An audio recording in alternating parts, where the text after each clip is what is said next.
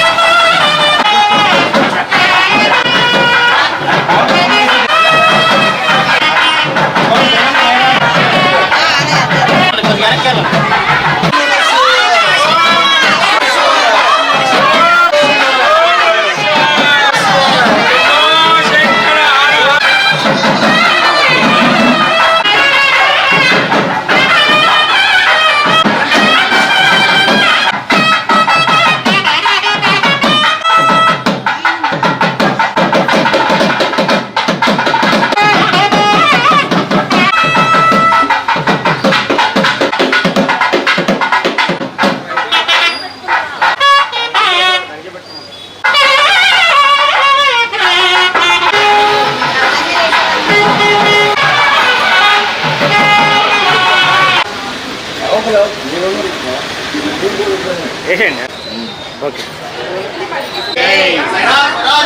Jai Om Sai Shri Sai Shri Sai Jaya Jaya Sai.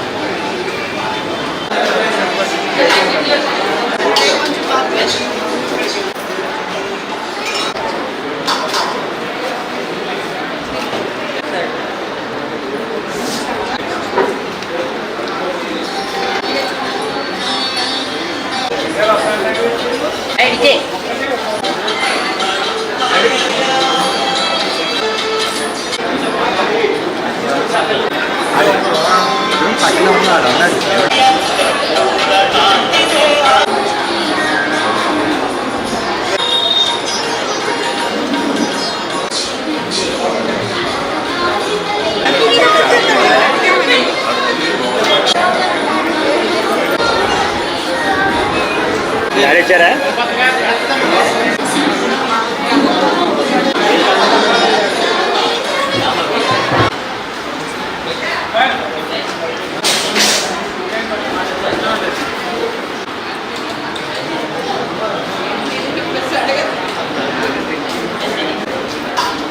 That's legal.